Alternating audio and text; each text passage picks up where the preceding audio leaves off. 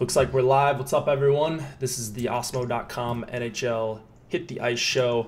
We have a big 11-game slate to talk about today, and it's Tuesday, so Steve's here. Homer Cleese. Steve, how are you doing on this Tuesday afternoon? Ready to play some NHL DFS here? Yeah, I'm pumped to go. It's kind of a bigger slate here, a lot of good options, so kind of have a lot to get into, I guess. Yeah. A lot of different places we can go. For sure. Yeah, if you guys didn't read Nolan Kelly's line change article, that would be very helpful, especially for bigger slates today. It kind of keeps everything in one place. And yeah, it's just really good kind of refresher for everything that's happened since yesterday. So he does a really good job on that. I will post the link to that in chat right now from the Osmo.com account, so you guys will be able to see that. Read up on that. There will be things that we'll allude to in the show. There's not actually a ton of news, but just some stuff that we might forget as we go. So remind us if we're forgetting anything, because there is quite a bit to get to, lots of plays. And what do you think about the slate overall, Steve? I kind of like it a lot. Yeah, it's a good one.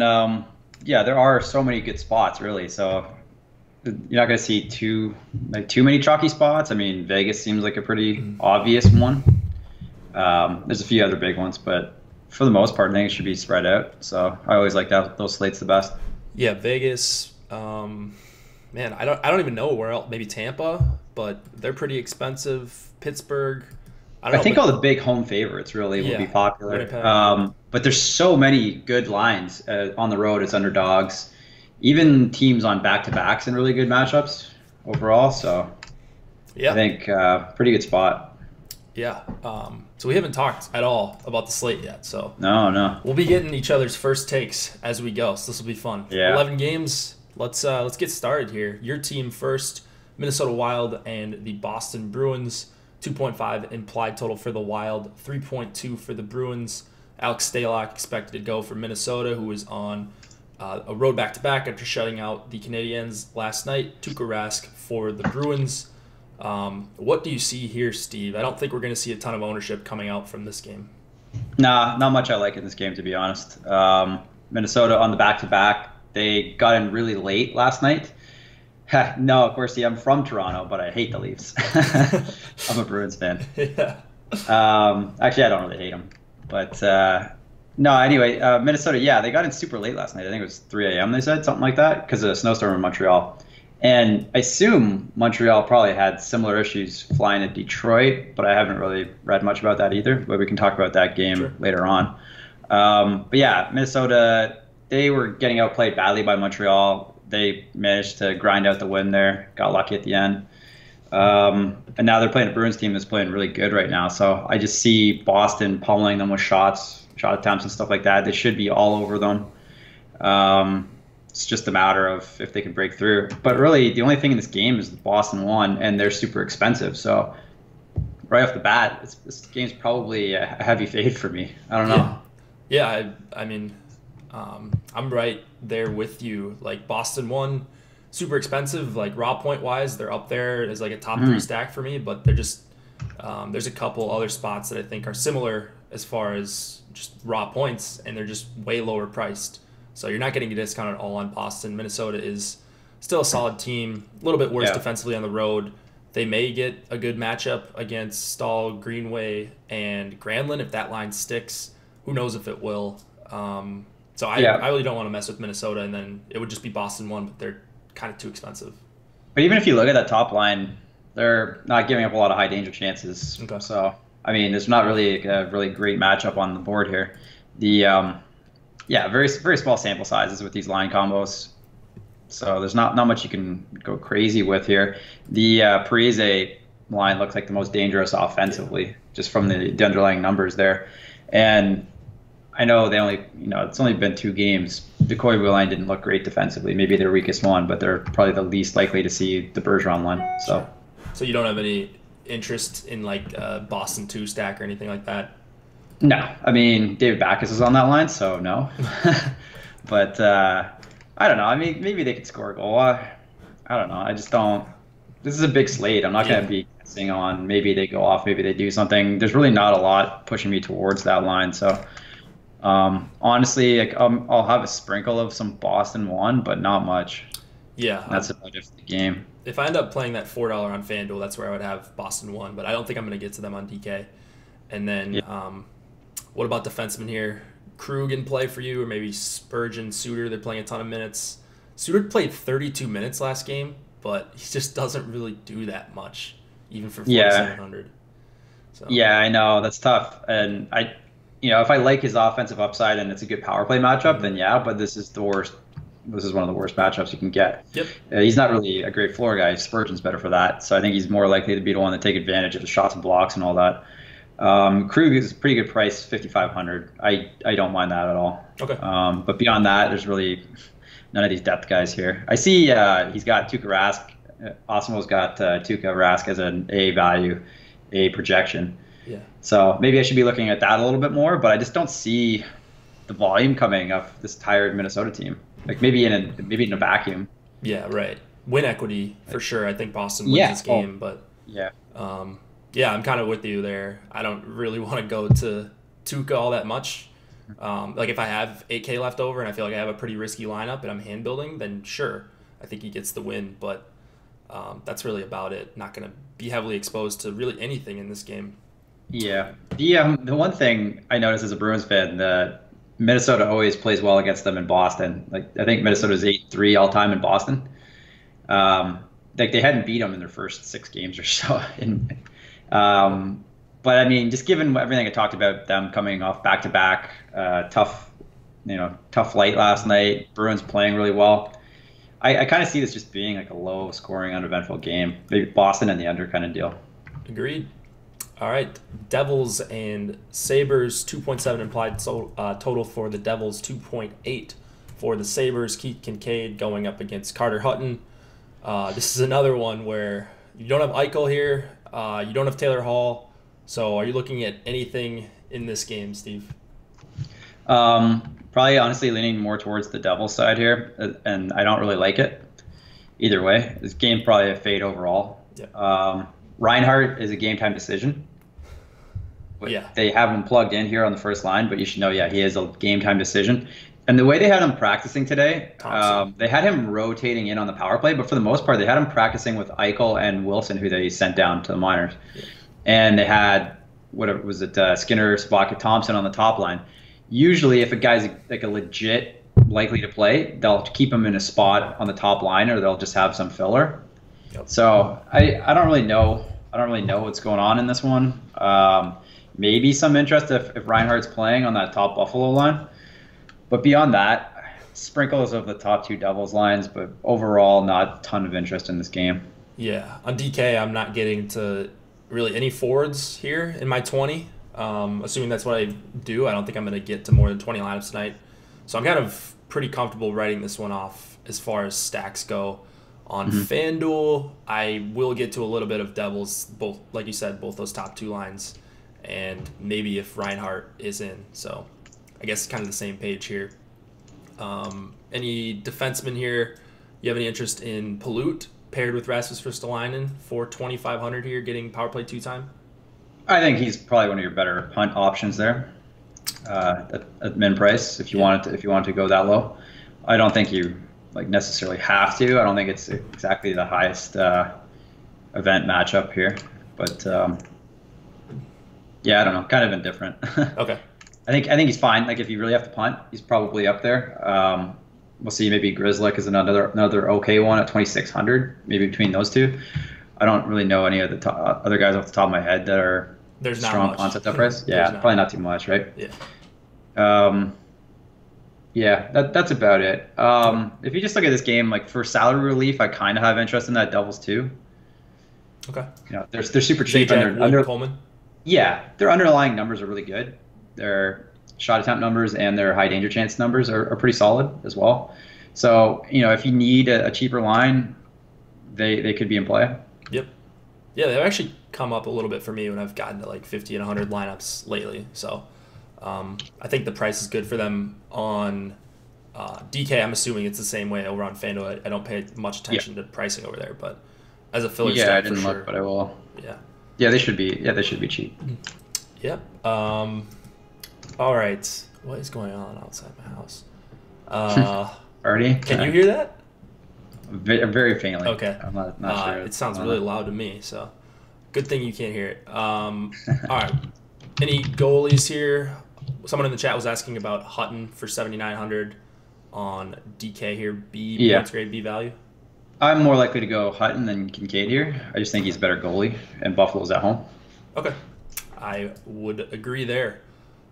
Ready to move on here? Yeah, let's do it. Carolina Hurricanes, New York Islanders, 2.8 implied total for the Hurricanes, 3.1 for the Islanders. Curtis McElhinney expected to go for the Hurricanes, and then we don't know who's going yet for the Islanders. Could be Greiss, could be Leonard. It's pretty standard here. We're not really getting confirmation, so you're going to have to wait until 6:30 Eastern to see who comes out onto the ice. What do you like in this game, Steve, if anything? This is a tricky one. I mean, the Hurricanes, you never really know what you're going to get from them. They're always dominant from a possession standpoint, shot attempts, all that stuff. If you want to talk about another reasonable cheap line, that Carolina 2 is pretty solid there. We've seen their underlying numbers; they're just phenomenal. They're dirt cheap. They don't score very often though. So that's the one tricky part. Yep. And I think I'm more inclined to play the Islanders offense actually. Like Barzal's been on fire lately. Yeah. His price is pretty obscene now, 6,800, but he's been shooting the puck a ton. Yeah, he took the words out of my mouth. I mean, like, he's kind of earned that price with the shots on goal. And yeah. stuff. It's not just getting there with assists. Like, he had 7, 8, 9 shots on goal in his last game, something like that. Yeah. Like, he looks good when you watch him, looks aggressive, and then his line mates are pretty cheap. So I probably going to have some exposure to Barzal, Bailey, and Beauvillier. And then I also like the Nelson Lee Eberle line. Full power play correlation there. Not that the Isles have a great power play or anything, but it is nice to have them all together at 5-on-4 and cheap. And I think we're going to see the Nelson line go up against Aho, Teravainen, and McGinn, which has been a high event line. So I like their even strength matchup as well. Mm-hmm. Yeah, I could see that. The Islanders' power play has actually been generating a decent amount of high danger chances, so that's something to note.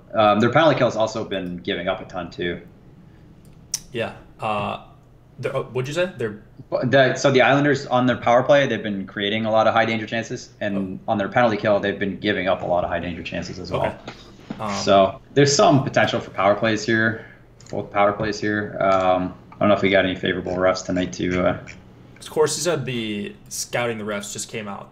So there's no refs for that game yet. Oh, okay. Nothing confirmed yet. All right. Well, we can keep an eye on those as we go. Maybe it gets updated here in the next few minutes. But yeah, it's really just going to be those top two Islanders lines for me. Like very little interest in Aho, Teravainen, McGinn, and then I don't really have all that much I like for the defenseman outside of Polak for 4,900, but his price is getting up there a little bit, and he's not on that top power play either. No further. Yeah, that's tough, right? Yeah. All right. Do you have a preference whether it's Greiss or Leonard? Does that change anything for you if one of those guys is in or out? Not really. I don't think it really matters. I think they're both in play. I'm surprised that their E value at the top there. Usually, any goalie against Carolina projects extremely well. Yeah, I think Osmo has Leonard in. Yeah, I think probably Osmo has Leonard in his projection. So the default is just EE if he doesn't think the guy's gonna play. I think that's more likely, right? Yeah. I've noticed that, he has a really high projection for anyone going against Carolina. Mm-hmm. But in general, Lehner's been the one playing much better lately, and Greiss is the one with the excellent history against Carolina. He's played them all 3 games this season, and he's beat them both times, or all 3 times, and as well as twice last year. He just has insane numbers against Carolina. Okay. So it's just like a goalie versus team matchup there. Yeah, little narrative street there. Doesn't hurt. Yeah, but he hasn't played well lately, Greiss. So isn't Leonard coming off a shutout? I thought they would just Leonard's been one of the players of the week or something like that. So he's coming off a strong couple weeks, I think. Yeah, doesn't Barry Trotz look to ride the hot hand? Yeah, he does. So he was talking. I think I saw him in the pregame talking about how he's got a balance between the historical number, like the statistical numbers, and then the eye test. is who's been playing well lately. So he's trying to decide between the two things, right? Like go with the guy with history, or you go with the guy who's playing well right now. Oh, So of course he says I'm wrong. Maybe not. you're I wrong guess about. sticking with the hot hand. Did he just ride Holtby? I guess he rode Holtby, right? Just a crazy amount in Washington. But Yeah, yeah. Well, there was a clear 1A, 1B. I don't think, or sorry, there's a clear starter and backup. Here, I don't. Oh, okay. I think they're about the same. Okay. All right. Ready to go to the next game? Or you got anything else in that? Yeah. We can All do right, cool. maybe just the mention of Dougie Hamilton starting to turn it around here, getting some luck. Yeah, our boy. I think he's playable again. Like he's 4,700. And you look at him lately, the shots have been up, the blocks have been up. He scored in 3 straight, so maybe some of that luck's turning around. His minutes haven't been strong though, so he's a guy I have questions on. I don't know if you're playing him or not. I don't have him right now. No. Just not getting enough minutes just yet. Yeah, So yeah. once he sees a bump in minutes, I think then I want to really fire him up and be early on him. So For sure. all right, Panthers and Penguins. We have those totals are wrong on the board. I think they're flipped around. Let me see here. Yeah, it looks like it's 3.6. Pittsburgh's a heavy favorite. Yeah. So Looks like it's 3.6 for the Penguins and then about 2.8, 2.9 for the Panthers. So they're flipped on your screen. Roberto Luongo, Matt Murray in net, and Pittsburgh should be one of the most highly owned teams. I don't know which line is going to be chalkier. I don't know that it really matters on this size slate. But do you prefer one of these Pittsburgh lines or anything on Florida here? yeah, it's very clearly the Malkin line for me here. Okay. But I think they're also going to be the chalkiest. So Yeah. it's kind of tricky there. If you look at their underlying numbers, they're generating the most high danger chances of any of the 3 lines. They're pretty similar to the top line, to the Crosby line, as far as possession numbers, shot attempts, and all that. The third line is very clearly terrible defensively. They're not a great offensive 5-on-5 team either, or 5-on-5 line either. So I don't know if I'm going to have much. I think the matchup is good for them, though. I mean, essentially, we're going to see Crosby against Barkov. It seems pretty clear by now, pretty straightforward. I think a lot of people are going to realize that and play the Malkin line heavily against the easier depth matchups. Yep. So, I don't know. Yeah, it seems very straightforward to me on the Pittsburgh side to play the Malkin line. Yeah, I'm probably going to keep in line with that ownership that we're expecting. If you're expecting the Malkin line to be higher owned, I'm probably going to have a little bit more of the Malkin line than the Crosby line. But, just a disclaimer, I feel like I never, ever, ever get Pittsburgh right. So I am on them a little bit even in my 20 max. And, so just be warned. The Pittsburgh cooler has spoken. So sorry, which one are you on in the? I'm on both lines, but I have more of the Malkin line. Yeah. So I'll have some of both. Yeah. Phil crushing it on the PP. Pittsburgh 3 sucks, but it takes so little to get you there. That's true. Yeah. But I don't know. You don't need it, I don't think, on this big of a slate. So I really like Kessel as a one-off better than the other players, rather than the full line stack. But I mean, they do offer salary savings. Okay. And they could get, I don't know if they're going to put Malkin against the third line or Kessel against the third line. They tend to switch that up a little bit. So that's a little tricky. I mean, if you look at the underlying numbers for the Panthers depth lines, the second line seems pretty dull overall. And the third line seems to be the worst defensively. Mm-hmm. McCann, Brouwer, Mulligan. Yeah, right. They're terrible. Completely terrible. So I don't know exactly how Pittsburgh's going to do that. They tend to switch it up sometimes. But, yeah, Malkin tends to get pretty favorable matchups at home. How about the Florida side here? Barkov, Huberdeau, Dadonov. You're not getting a huge discount on them, but they are, I think, a little bit underpriced if we think it's going to be a high-event matchup. They have full power play correlation, not that Pittsburgh commits a ton of penalties. But are you going there tonight in, limited lineups, I would guess? For MME, I'm sure you're going to get there, right? Yeah, I want to. I think they're a good contrarian play tonight in general, decent price. But just look at Florida lately. It's terrible. The offensive numbers are god-awful. It's some of the worst in the league. By far the worst high danger chances for over the last 10 games or so, last month or whatever. Just really, really bad. Even season long, all season, they could be at the bottom of the league. Yeah. One of the worst in the league. And that line hasn't done anything. We know they're capable of some strong performances. That's the reason why I will include them because it's just straight up a bet on talent sort of move. Yep. And the Crosby line can be outplayed a little bit. I think the Wheeler line did really well against them from a possession standpoint. They couldn't score on Murray though, but overall, I think they can be outplayed. Yeah. I was looking I had it in my head that this Dadonov, Barkov, Huberdeau line was generating a ton more chances, but I just looked it up quick, and yeah, it's like 8 high danger chances, under 8 per 60. Yep. And it's getting to a decent sample now. Over 100 minutes, almost 120 minutes. 120. Even defensively, you look, they're giving up 12 high danger chances per 60 there. So, I mean, I'm not going to completely rule out the Crosby line. If you like Pittsburgh and you're a little worried the Malkin line's going to be a little too expensive, there is some appeal on the Crosby line. Yeah, I agree. Well, just poor correlation there, right? So. Yeah, that's kind of the key. I mean, there's really no correlation with any of the lines. You have Malkin and Hornquist together. That's about it. Yeah. All right. Anything else in this game? Letang, Yandel, any of these guys appealing to you? Ekblad, like any punts on Pittsburgh side, maybe? Yeah, Letang for sure. If you look at the power play matchup, it seems pretty decent for the Pens. Yeah, it's a pretty decent power play matchup for them. Okay. Yep, that's really the only guy that I'm looking at heavily here. And then Murray or Luongo.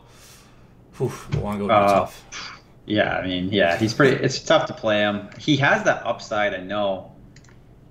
He does have that upside, but I just don't know if he's playing that well right now. So I don't know. It's very tough.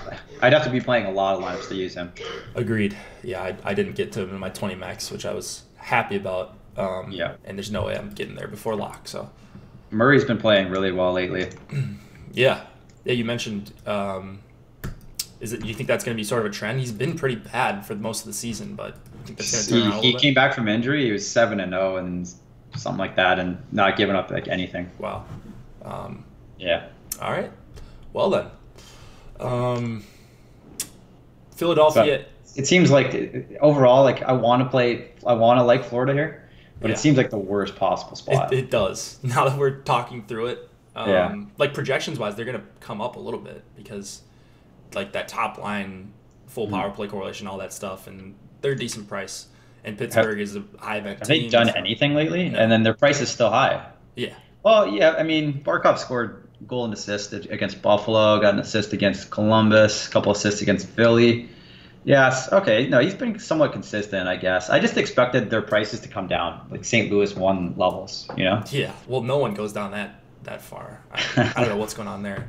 But yeah, seriously, like it's not, I guess Huberdeau's gone down a little bit. Yeah.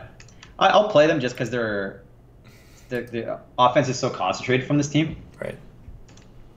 That's what you're hoping for, right? You're hoping for they score 3 and they're either in on all 3 or 2 of them, and you get the full line goals type of thing. So. Yeah. All right. Another fun one here. We've got the Philadelphia Flyers and the Washington Capitals. 2.6 implied total for the Flyers. 3.5 for the Capitals. The Flyers are on the home road back-to-back here. Don't know who's going for them. Phoenix, Copley going for the Capitals here. Backstrom possibly out tonight. He was absent from morning skate, so Lars Eller filled in. Eller is 4K and would fill in on the top power play as well if Backstrom can't play, so just something to keep an eye on. That's highlighted in Nolan's article. Are you looking at the Cap side here? I mean, it seems obvious, like an obvious spot. It's Philly playing on a back-to-back, terrible penalty kill, all that stuff. Their underlying numbers, their 5-on-5 numbers, have been decent lately. They're just can't score goals for the life of them, and but they're not necessarily getting the best goaltending. So got shut out by Binnington last night. Yeah, exactly. Guy making his NHL debut gets shut out. Like, come on. Yeah. At home, no less, right? Yeah. Washington's offense looks pretty good. I mean, they're generating a lot of shot attempts and high danger chances lately. Mostly they're a good team to pick on because of how bad they've been defensively as well. So, I don't know. I want to like Philly here more than Washington, but it's just hard to like Philly. I don't know. I want to go there. Bit. Yeah. Very similar to Florida here. Yeah. And I want to like them. I think this is a good contrarian spot. That's especially the top line, the Philly one. Yep, that's the one. I think most people are just going to be on Washington top line. That's it. They'll just play them, play the power play, stuff like that. Yeah. I think if Backstrom's out, it's very clearly just the top line you want to play. Mm-hmm. I would agree. I think people might just see Eller filling in there and be like, oh, $2,500 discount, but I'd rather not go there and just, if I'm going to Washington, which I don't even know if I am, then it would probably just be that top line. Take Kuznetsov and Ovechkin and just hope for the power play because that's the best matchup here. Like you said, 5-on-5 numbers for Philadelphia aren't that terrible. And on the other side, I do like the Couturier line, Couturier, Giroux, and Konechny. They started the game together last night. I don't know that there was any shuffling going on, but I'll check into that after the show. So I'm going to have some exposure to Philly 1 here. And that's I think they stayed with it last night looking at it. They stayed the whole game. Oh, yeah, they did. They generated like 21 shot attempts last night, that Philadelphia 1 line. Is that correct? I'm not certain. I'm just looking at graphical stuff here. But looks like... Okay. I remember that they generated like not a ton of great. Yeah, it looks like around chances. 20. They seemed like they played pretty high event. Yeah. 20, 24, 20 against. And like neither of these top lines for the Caps are good defensively. Like they allow quite a few high danger chances and shot attempts and scoring chances and all that. So. And I feel like Couturier does well in these matchups, like in general. The divisional. He gets up for these games. Yeah. Okay. When he's got the when you get the matchup with Ovechkin, if they play head to head, I'm not sure how they'll do things. If Backstrom plays, I imagine he'll play against Couturier. Mm-hmm. But if he's out, I don't know. I don't know what we're gonna see. Yeah, that's a good point too. All right, defenseman Karlsson, I think, is one of my favorite plays on the night. The problem is we've got Brent Burns and Erik Karlsson in that San Jose late night hammer game, so it's gonna be tough for me to get to a lot of Karlsson. A points grade, A value, so you know what Osmo thinks of him. Same guys on Philadelphia. If I'm going to Philadelphia 1, I'd like to pair Gostisbehere with them at 4,800. Sanheim and Provorov are also fine secondary options, I think. Anything else we should mention here, Steve? Not particularly, but I think Washington's penalty kill has been pretty poor lately. They're taking a decent amount of penalties. Their underlying numbers aren't bad, though. I mean, they're not giving up a ton of unblocked shot attempts or high danger chances. But maybe it's goaltending there. Yeah. All right. What is the Mike McKenna wife narrative? Boom. I saw your comment. I need to know what that is.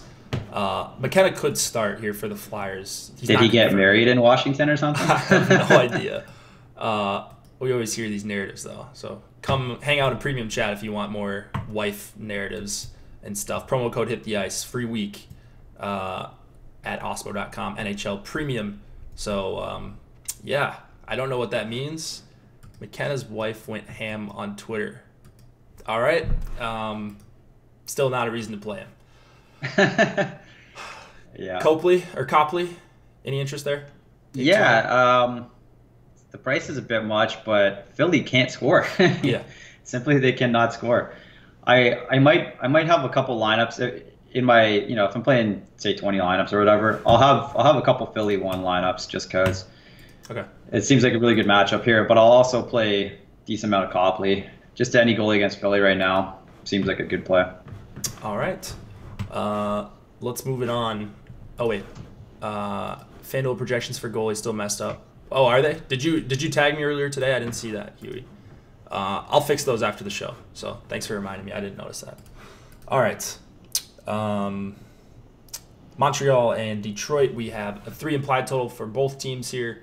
Could be Antti Niemi going for the Canadiens. Nothing confirmed yet. Jimmy Howard for the Red Wings. You mentioned, kind of alluded to it at the top of the show. Montreal had a pretty tough travel night and possibly morning for them. I know that it was. So I know Minnesota did. And I saw their beat writers talking about it. They couldn't get out of there till 3 a.m. or something like that. They didn't arrive till 3 a.m. because it was snowing in Montreal. So I can't imagine Montreal had it any easier, but I haven't seen anything from their beat writers talking about it. Yeah. What do you think about this game as a whole? I mean, I've heard a lot of chatter about Detroit here, especially Detroit 1 on that. So I see them being popular here, especially if we get Niemi in net. Yep. So, I mean, I can't argue with that. I think they're very, very solid values overall. I'm interested to see if Larkin goes against the Gallagher line or the Domi line here.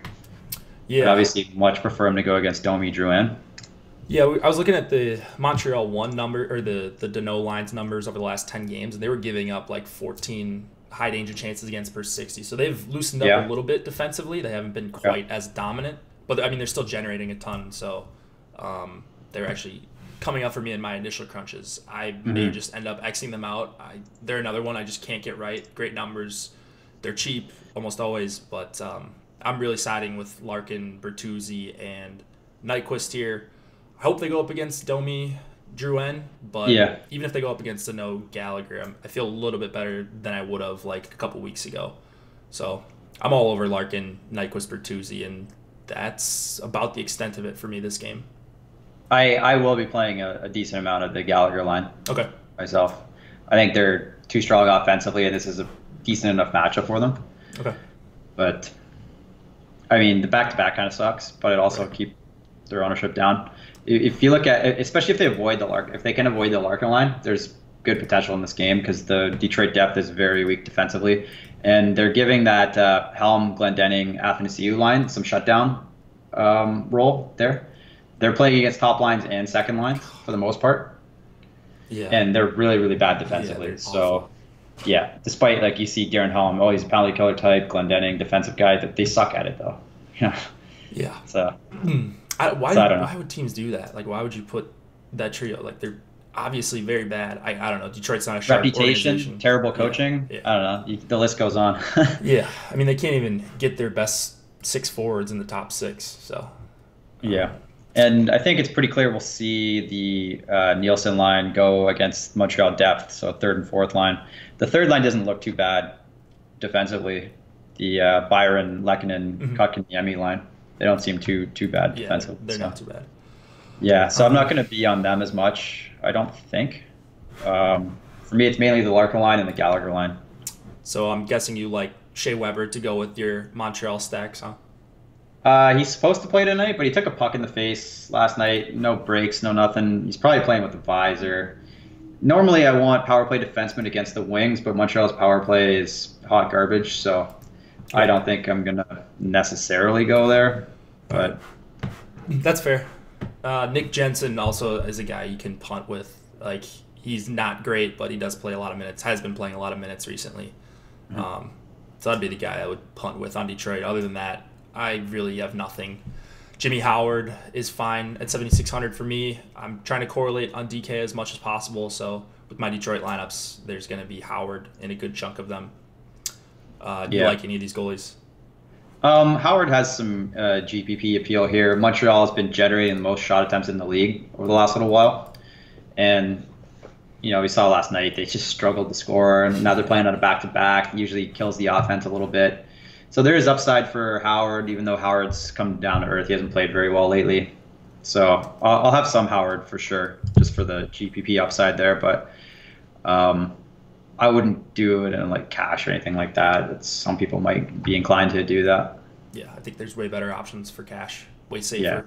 Yeah. Columbus and Tampa Bay, we've got a 3 implied total for the Blue Jackets, 3.6 for the Lightning. Sergei Bobrovsky going up against probably Vasilevsky tonight. This is one that first glance I was thinking kind of what you would think about this, and it's going to be one of those where it's got a big range of outcomes. Is that kind of what you're thinking here? 2 very good goaltenders, 2 good offenses. What do you think about this one here? Yeah, it's we'll probably see the Kucherov line go against the Panarin line, which I think it's, I don't know. I like both lines in a vacuum. I think it probably puts that Panarin line in play here as a contrarian option. The thing is, Tampa Bay is pretty strong. They're more expensive than I would like for the matchup, considering you're going into Tampa here. So I expect them to be quite low owned. It's mostly just a pay up to be contrarian kind of play, I would think. Otherwise, Tampa seems like the right option here. Yeah. The Columbus depth is probably the worst defensive options here, the worst defensive lines, especially the Wenberg line. Oh, yeah. Wenberg, Duclair, Bjorkstrand, I imagine, will be just pure trash defensively. Oh, they are. They have got like a 60-minute sample, which isn't, you can't just end all be all there, but I had it pulled up before the show. Yeah, it was like I got it here. 80-minute sample, 65 shot attempts against, almost 18 high danger chances against. They're generating a decent amount of high danger chances for, but against not great. Yeah. So it sets up well for Tampa 1 and 3. Yeah, Stamkos line is the one that I think I'm going to have the most exposure to here. Stamkos, Killorn, Palat. You don't get Kucherov here, but you could do a Tampa power play stack. That's certainly viable. But if we're just talking about even strength lines, it's going to be mostly the Stamkos, Palat, Killorn line for me. And then, Hedman's fine for 5,900, but he's just in the price range of Burns and all those other guys. I wouldn't get to Hedman as a one-off. It would just be a correlation play if I'm running 4-3-1 on DK or FanDuel. Yeah, I could see something like Stamkos, Palat, Kucherov. Oh yeah, that's nice. Mini there. Yeah. Pretty solid. Covers you on both even strength lines and the power play correlation there. So kind of interesting. I think I'd be more inclined to do something like that. I like it a lot. For FanDuel especially, I'm sure Kucherov is crazy expensive. He's been awesome the entire year in FanDuel. He's the most expensive player on the slate. He's just as expensive as Vasilevsky. Jeez. Yeah. McDavid not far behind. Okay. And then I'm sure Stamkos is up there too, right? He is the 4th most expensive center. Okay, not terrible. Not bad. He's been on fire though, so. Yeah. Mostly in power play situations, I believe, though. Mm-hmm. Trying to look into Columbus penalty kill stuff. They're not taking many penalties at all over the last month or so. Penalty kill, like their underlying numbers on the penalty kill are solid too. So I'm not going to count on maybe power play is the wrong way to go here for Tampa, but you never know. Yeah, they haven't really taken many penalties. Columbus hasn't really all season. So. They tend to be quite efficient. Yeah, second fewest time shorthanded in the NHL this year.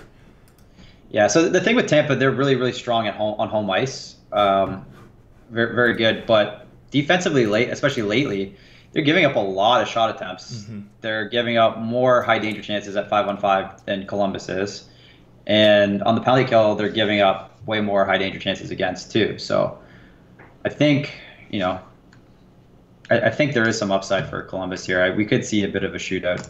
Okay, so just sticking with that top line, just for contrarian reasons, they're going to be like, 3% owned, 4% owned, something like that in large field? So, exactly, yeah. So these contests, we have a couple big contests on DraftKings and FanDuel, a couple of mid-stakes ones. I think they're in play in those kind of things where big top prize and big field. For sure. So you want to distinguish a little bit.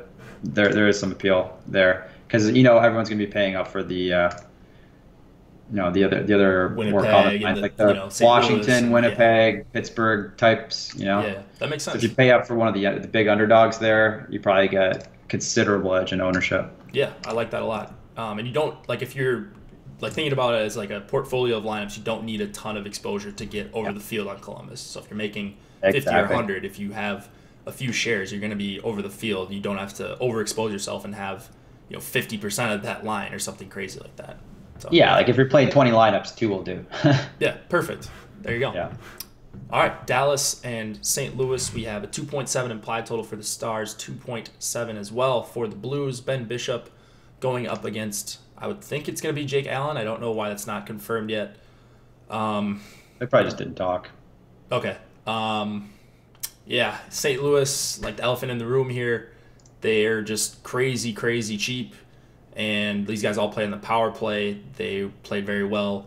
I believe it was last night or maybe 2 games ago. I can't remember. They were really awesome. Great numbers together for the season for this trio, Shen, Schwartz, Tarasenko. How chalky do you think they're actually going to be on this 11-game slate?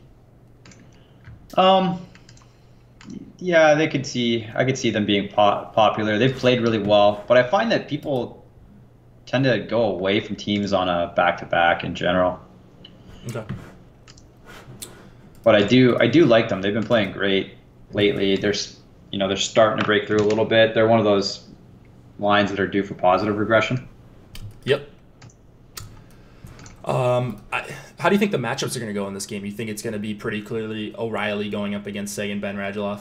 Yes. Yeah, that's what I thought as well. So, I mean, that just makes it even better. Like, the Faxo line doesn't have, they don't have like very bad defensive numbers. I think they're actually pretty good at limiting chances and stuff. But like the Shen, Schwartz, Tarasenko line should have the advantage against whoever they go up against.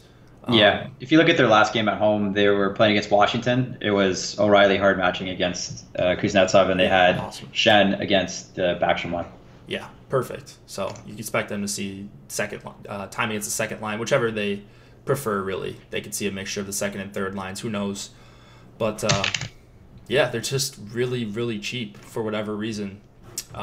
Maybe it's the low total, or maybe just DK wants you to play them. I don't know. But that's the majority of my exposure here. They're probably going to hit the caps for me in my 20 max, and I'm going to have a bunch of them over on FanDuel too if I play there. What about anything on Dallas' side? Dallas won, really the only line we're talking about. That's it, yeah. I don't know. I really don't like it. O'Reilly's been very strong defensively in general. St. Louis, if you look at their numbers lately, you're pretty much betting on you're banking. If you're playing Dallas 1, you're banking on bad Jake Allen. Pretty much you're pretty much hoping for him to suck really, really bad. But St. Louis has been one of the best teams at 5-on-5 lately as far as their underlying numbers go. They do not give up too many shot attempts or high danger chances at all. Yep. And on the penalty kill, the penalty kill hasn't done well lately by success rate, but underlying numbers aren't bad either. So I think, Dallas, it's kind of the power play here. But are you really gonna? Their power play sucks though. For lately, it's been much better. If you look at their power play lately, their last 10 games or so, last 10 games last month or so, it's been heating up considerably. They're generating a ton of unblocked shot attempts and high danger chances on the power play. So I think that's where Dallas could have success in this game. But are you really banking on okay, so on one hand, in the month of December, St. Louis was the worst team in the league as far as taking penalties. They took the more than the Rangers. But so far, the first 3 games of January, they've really toned that down. So I don't know how much you want to read into that or not. Yeah. But, they are on a back-to-back. Maybe, I don't know, let's check the refs, see if there's anything insane here. We do have a guy, some French guy, second in power plays per game, penalties per game, third in PIMs per game.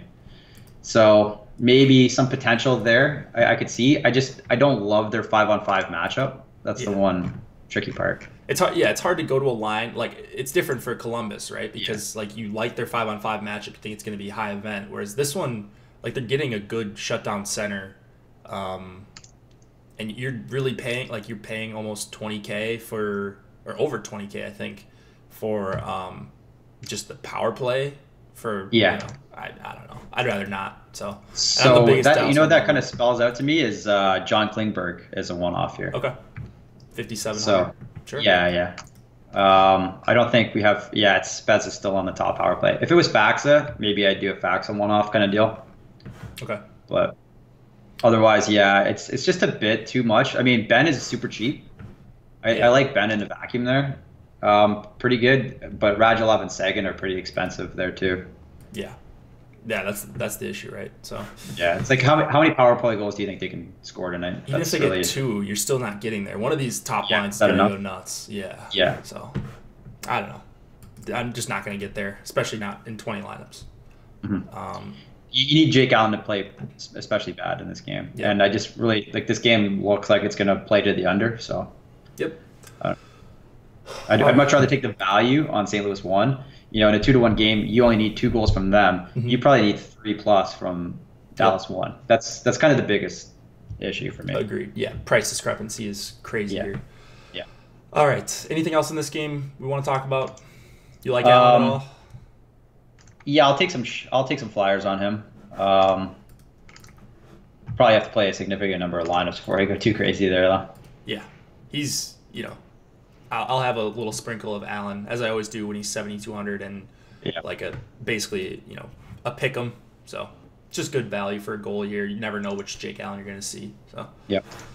don't go crazy there, as you should never with Jake Allen. All right, a few more games. We've got the Colorado Avalanche and the Winnipeg Jets. 3 implied total for the Avs, 3.5 for the Jets. Is it going to be Grubauer here or Varlamov? I don't know. Has it been confirmed yet?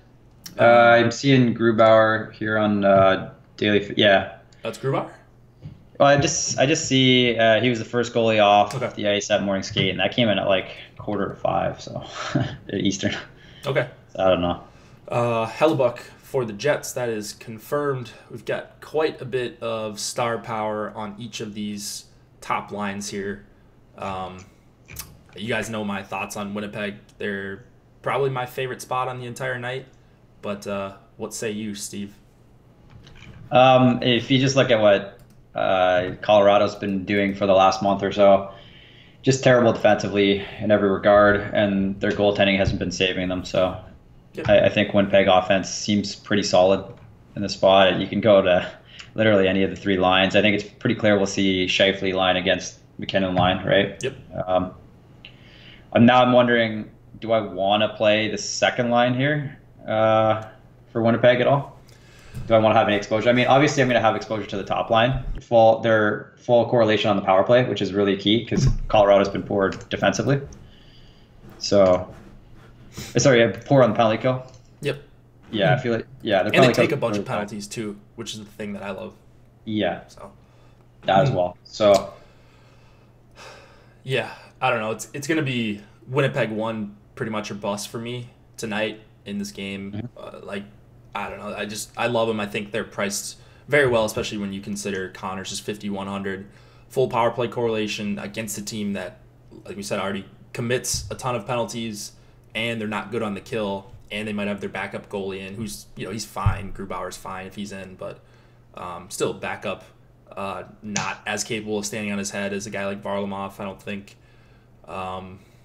They're at home. I mean, there's just nothing I can point to and say, like, this is not a great spot for Winnipeg. So, like, you could make the argument that maybe, they're going to see a lot of time against McKinnon, but it's not like the McKinnon line is fantastic defensively. They still give up quite a bit in their own end. And then you've got Morrissey, who you can pair both at even strength and on the power play with Winnipeg 1. He's only 5,200. So it's just... Yeah, I love Morrissey in the spot. Yeah. That's reasonable price, excellent power play matchup. So yeah, Winnipeg 1 night for me. So yeah, I'm considering doing some things of like line A one off, line A with Morrissey, kind of mini stacks like that. And it'd be a little bit unconventional in these mid stakes tournaments if I'm not going to jam a ton of lineups in.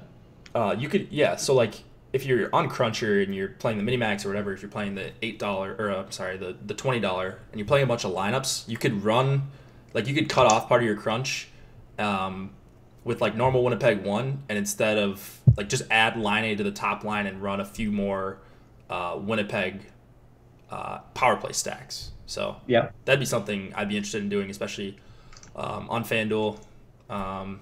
But yeah, I would like some line A exposure. I'm just not going to get to his even strength line, I don't think.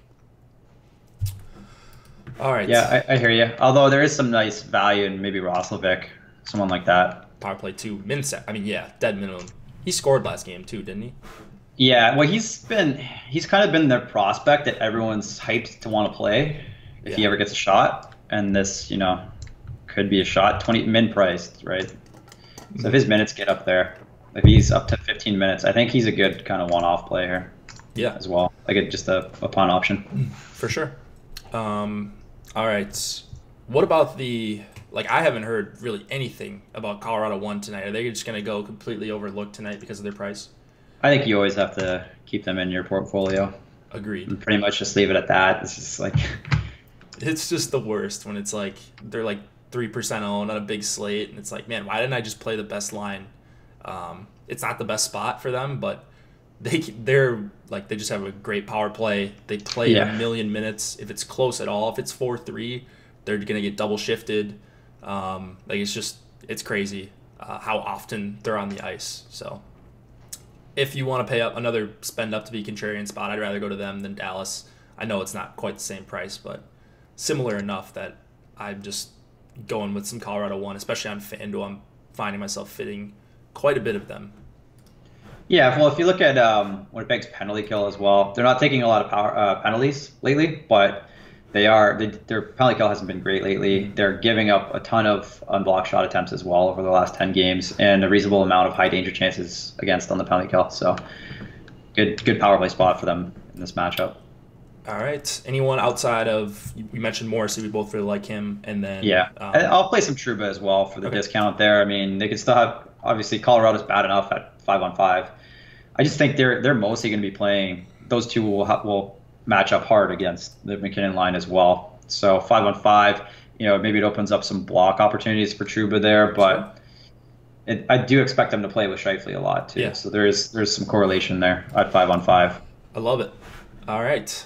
And then the goalies, Grubauer / Varlamov, probably Grubauer, and Hellebuck for 7,800. Yeah, neither goalie. Okay.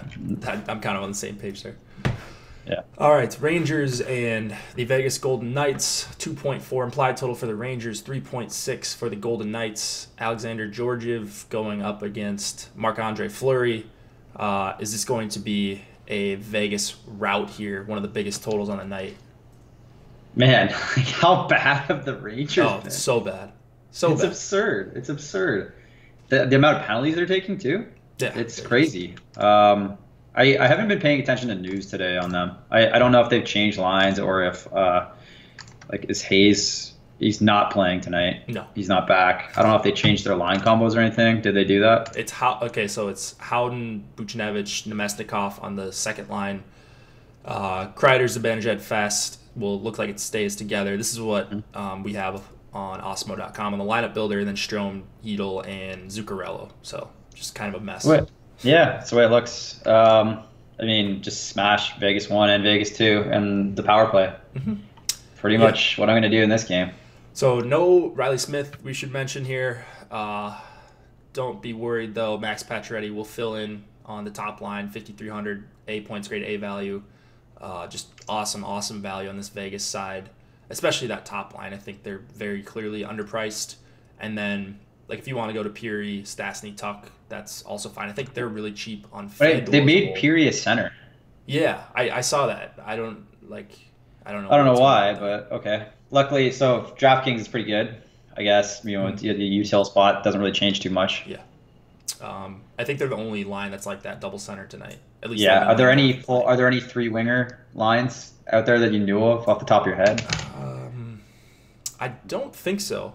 So it's just the one random Peary thing. Well, I looked originally last night. I just was looking to see what they had him priced at, and I was searching in the wingers. Here? Yeah, I was searching in the wingers, and I was like, oh, they just didn't include him.